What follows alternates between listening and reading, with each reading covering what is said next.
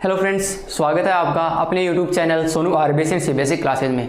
तो दोस्तों, हम पढ़ रहे थे आपका फर्स्ट चैप्टर इलेक्ट्रिक चार्ज एवं फील्ड, जिसके अंदर हम पढ़ रहे थे आपके आवेशों के बारे में, जिसमें हमने आवेशों के बारे में जाना, आवेशों के प्रकार क्या होते हैं और इनसे रिलेटेड इनके जो महत्वपूर्ण गुणधर्म होते हैं उनके बारे में हमने जाना। अब उनसे ही रिलेटेड कुछ हमारे 3 आगे क्वेश्चन प्राप्त होते हैं न्यूमेरिकल के रूप में, उन्हें हम इस वीडियो के अंदर सोल्व करने की कोशिश करते हैं। जिसमें जो हमारा फर्स्ट क्वेश्चन है वो आपके स्क्रीन पर दिया गया है कि 1 कूलम्ब आवेश में कितने इलेक्ट्रॉन होते हैं। हमारे पास क्वेश्चन में दिया गया है आवेश का मान, जिसमें हमारे पास दिया गया है आवेश का मान जो कि है 1 कूलम्ब।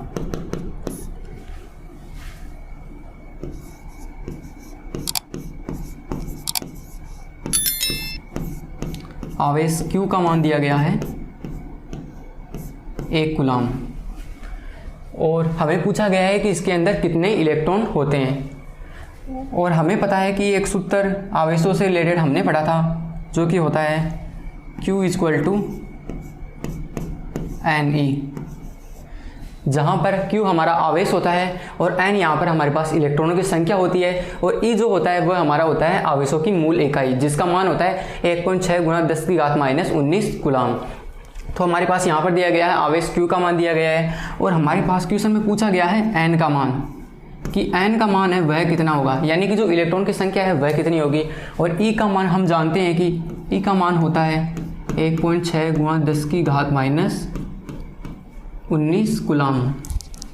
अब हम इस क्वेश्चन को सॉल्व करने की कोशिश करते हैं, जिसमें हमें ज्ञात करना है N का मान। तो N का मान होगा Q/E।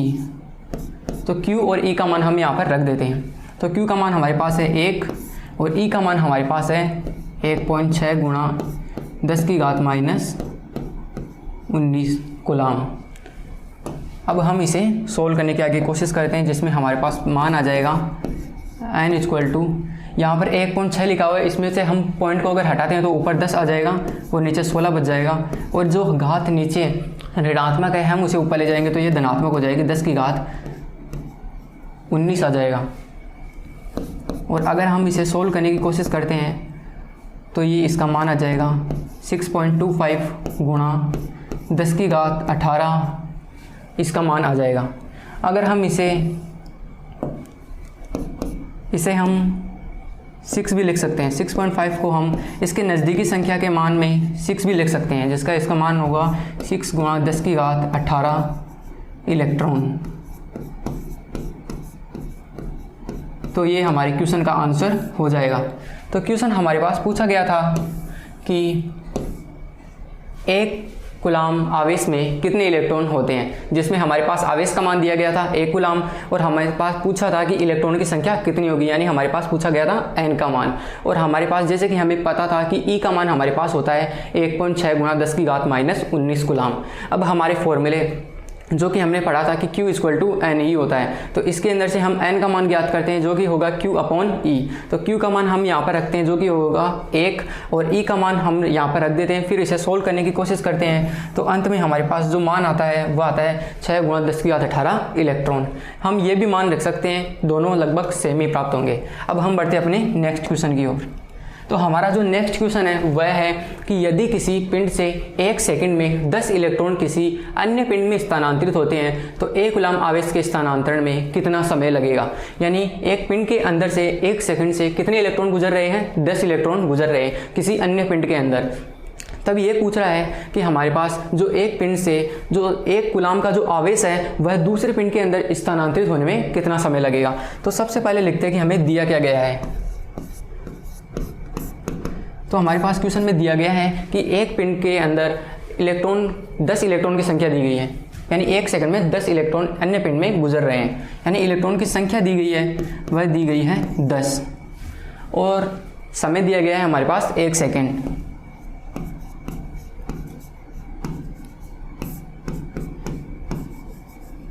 समय हमारे पास दिया गया है 1 सेकंड।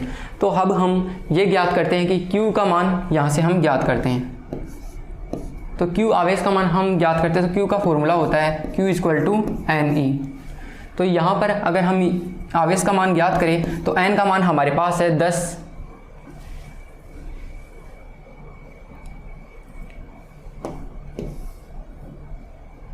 10 इस क्वेश्चन में थोड़ी मिस्टेक हो गई है, क्योंकि यहाँ पर जो हमारे पास 10 इलेक्ट्रॉन नहीं देकर 10 की घात 9 इलेक्ट्रॉन दिए गए हैं। 10 की घात 9 इलेक्ट्रॉन होगा यहाँ पर। अब हम इस क्वेश्चन को सोल्व करने की कोशिश करते हैं। तो हमारे पास n का मान दिया गया है, वह है 10 की घात 9 इलेक्ट्रॉन। तो अब हम n का मान रखते हैं जो कि होगा 10 की घात 9, और n का मान हम पहले से जानते हैं जो कि होगा 1.6 गुणा 10 की घात -19 कूलाम।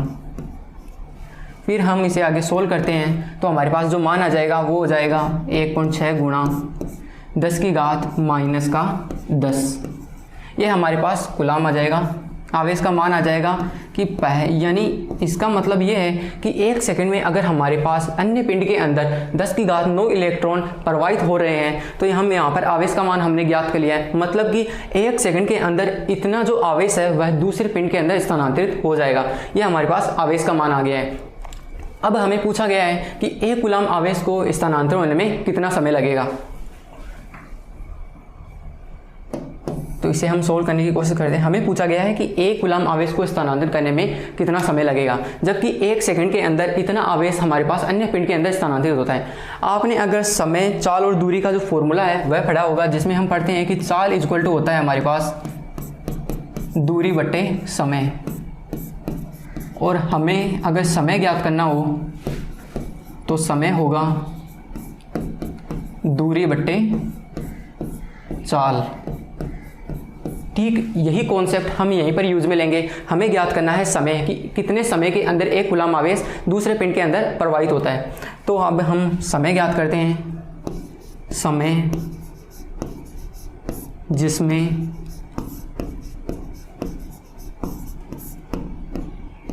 एक कूलाम आवेश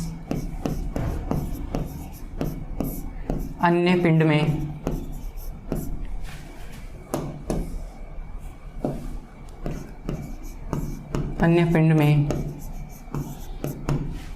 स्थानांतरित होता है।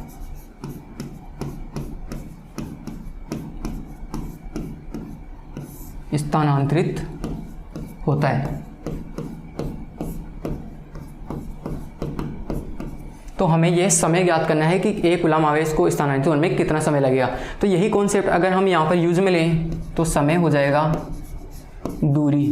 दूरी से हमारे मतलब है कि मैं कितनी दूरी तय करनी है। तो इसी प्रकार आवेश के रूप में, आवेश के संदर्भ में हम ये मानेंगे कि हमें कितना आवेश प्रवाहित करना है। तो हमें आवेश करना है 1 कूलाम आवेश, और चाल हमारे पास दी गई है। हमने ज्ञात किया है कि 1 सेकंड में कितना जो आवेश है वह प्रवाहित होता है। तो ये इसकी चाल हो गई 1.6 गुणा 10 की घात -10 कूलाम का जो आवेश है वह इसकी चाल से जो आवेश है वह प्रवाहित हो रहे हैं।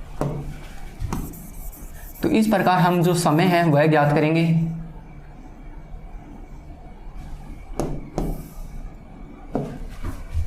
तो यहाँ पर जो हमारा समय हो जाएगा वह हो जाएगा, हम यहाँ पर पॉइंट के मान को हटा देते हैं तो ऊपर आ जाएगा 10, नीचे आ जाएगा 16, और हम जो ऋणात्मक मान है इसे ऊपर की ओर ले जाते हैं तो ये हो जाएगा धनात्मक।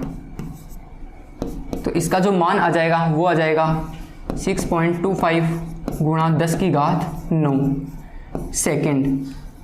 यानी इतने सेकंड के अंदर हमारा 1 कूलाम का जो आवेश है वह अन्य एक पिंड से दूसरे पिंड के अंदर स्थानांतरित हो जाता है। ये तो काफ़ी बड़ी वैल्यू आ गई है। अगर हम इसे वर्षों के अंदर निकालें, वर्षों में, यानी कितने वर्षों के अंदर 1 कूलाम आवेश है वह एक पिंड से दूसरे पिंड के अंदर स्थानांतरित होता है। तो अगर हम निकालें तो वो होगा 6.25 गुणा 10 की घात 9। ये 1 सेकंड के अंदर प्रवाहित हो रहा है। तो 1 वर्ष के अंदर हमारे पास दिन होते हैं लगभग 365, और 1 दिन के अंदर 24 घंटे होते हैं, और 1 दिन के अंदर 3600 सेकंड होते हैं। और अगर हम इस वैल्यू को सोल्व करते हैं तो हमारे पास जो मान आएगा वो होगा 198 वर्ष। यानी 1 कूलाम आवेश को एक पिंड से दूसरे पिंड के अंदर स्थानांतरित होने में हमारे पास 198 वर्षों का समय लग जाएगा, और यही हमारे पास आंसर हो जाएगा। यही इसका आंसर हो जाएगा। तो हमारे पास क्वेश्चन क्या दिया गया था, इसे एक बार फिर से देखने की कोशिश करते हैं। तो ये था हमारा क्वेश्चन कि यदि किसी एक पिंड से 1 सेकंड में अंदर 10 की घात 9 इलेक्ट्रॉन किसी अन्य पिंड के अंदर स्थानांतरित होते हैं तो 1 कूलम्ब आवेश के स्थानांतरण में कितना समय लगेगा।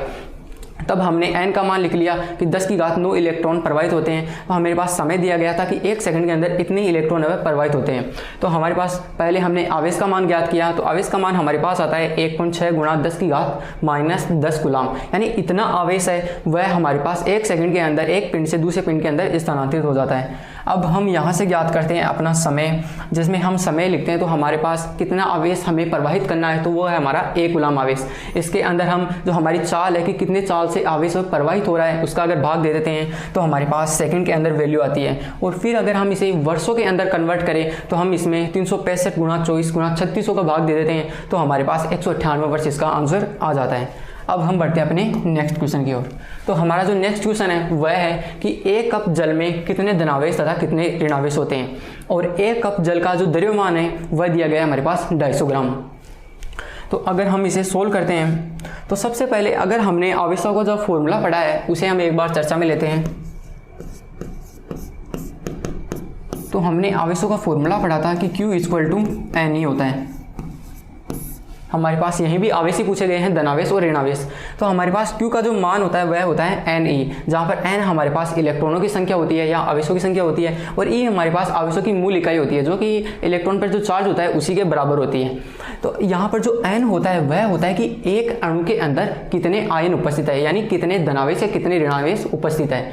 और जो ये फॉर्मूला जो लागू होता है वह लागू होता है एक अणु के लिए, लेकिन हमारे पास जल की मात्रा दी गई है वह दी गई है 250 ग्राम, क्योंकि एक कप जल के अंदर क्षमता दी गई है 250 ग्राम। तो यानी 250 ग्राम का जो एक कप का जल का जो कप होगा उसके अंदर कितने अणु होंगे पहले हमें यह ज्ञात करना होगा।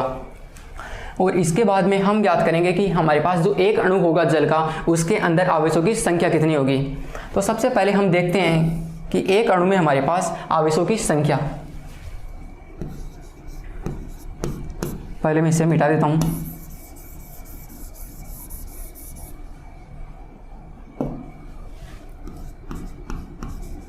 एक अणु जल में आवेश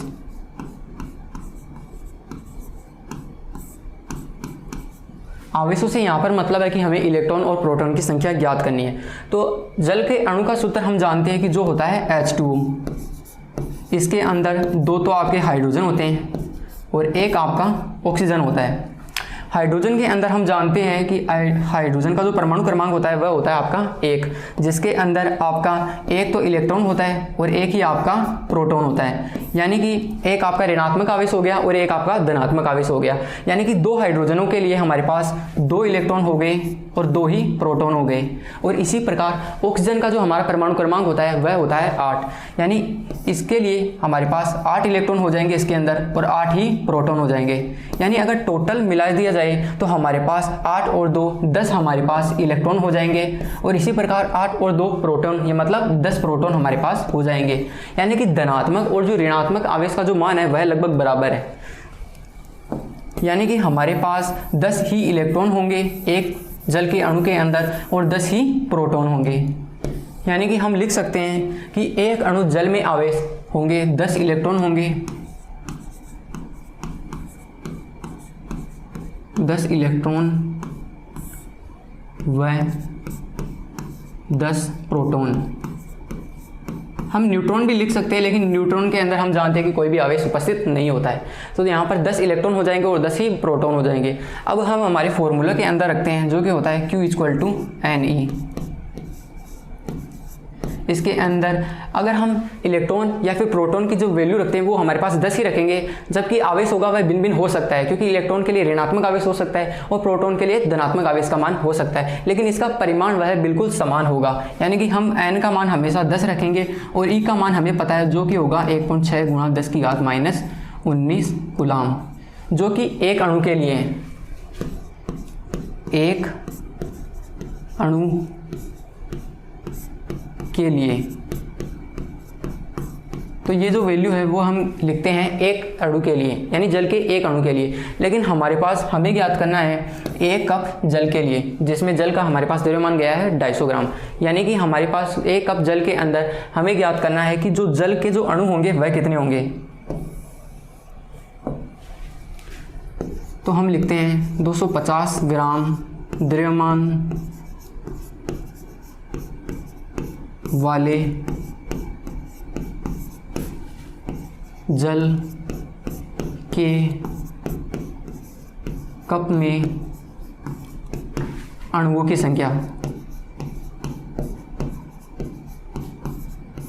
अणुओं की संख्या। यानी कि हमारे पास जो एक 250 ग्राम का द्रव्यमान वाला एक जल का कप है, उसके अंदर हमारे जल के अणुओं की संख्या कितनी होगी। सबसे पहले इसे लिखते हैं। तो इसका हमारे पास एक फॉर्मूला होता है जो कि होता है अणुओं की संख्या ज्ञात करने का द्रव्यमान अपॉन मोलर द्रव्यमान, मोलर द्रव्यमान और गुणा में हम लिखते हैं अवोगाद्रो संख्या।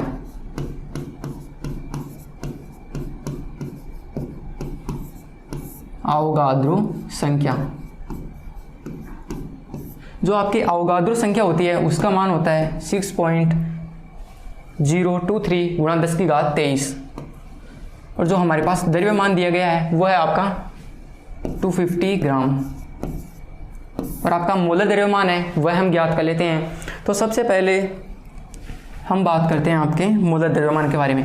तो आपका हाइड्रो जो एक जल का जो अणु होता है वो होता है आपका H2O, जिसके अंदर आपके 2 हाइड्रोजन हो गए और 1 ऑक्सीजन हो गया। तो हमारे पास हाइड्रोजन का जो परमाणु बाहर होता है वह होता है 1, तो हम 2 के लिए हमारे पास हो गया 2। इसी प्रकार ऑक्सीजन का जो हमारा परमाणु बाहर होता है वो होगा 16। तो टोटल मिलाकर इनका जो बाहर होगा वो हो जाएगा एक जल के अणु का 18।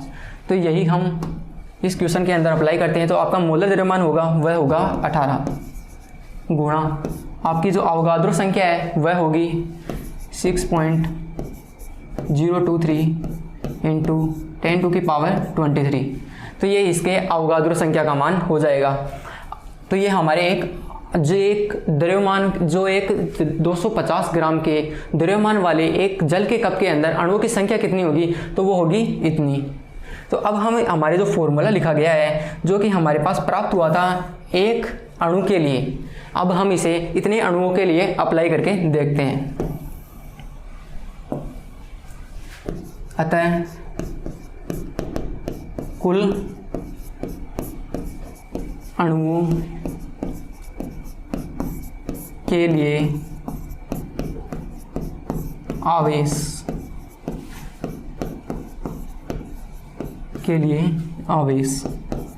तो जो आवेश होगा, तो जिस प्रकार हमने एक अणु के लिए ज्ञात किया था, तो इतने अणुओं के लिए हम उस आवेश को ज्ञात करते हैं तो इस संख्या से हम उसको गुणा कर देते हैं। तो सबसे पहले हम ये संख्या लिख लेते हैं जो कि होगी 250/18 गुणा 6.023 गुणा 10⁻23। अब हम हमारे जो हमने आवेश का मान निकाला था एक अणु के लिए उससे लिख लेते हैं, जो कि होगा 10 गुणा 1.6 गुणा 10⁻−19। यानी हम इसे यह भी लिख सकते हैं 1.6 गुणा 10⁻18। अब हम इसे जो मान प्राप्त होता है उससे गुणा करके देखते हैं। तो गुणा करते हैं हम इसे 1.6 गुणा 10⁻18। तो अगर हम इस संख्या से इसको गुणा करते हैं तो हमारे पास फाइनली जो इसका आंसर प्राप्त होगा वह होगा 1.34 गुणा 10⁻7। यानी इतने आवेश हमारे पास एक 250 ग्राम के जल के कप के अंदर इतने आवेश हमारे पास उपस्थित होते हैं, जो कि आपके धनावेश भी हो सकते हैं और ऋणावेश, दोनों का मान हमेशा समान प्राप्त होगा। जो आपका धनावेश होगा वह आपका पॉजिटिव चार्ज हो जाएगा और जो आपका ऋणावेश होगा वह आपका नेगेटिव चार्ज हो जाएगा, लेकिन परिमाण इसका हमेशा इतना ही रहेगा। तो ये हो गया इसका आंसर। तो ये थे आपके आज के 3 न्यूमेरिकल जो हमने सोल्व किए थे। तो आज के वीडियो में इतना ही, मिलते हैं आपसे जल्दी नेक्स्ट क्लासेज में। Thank you.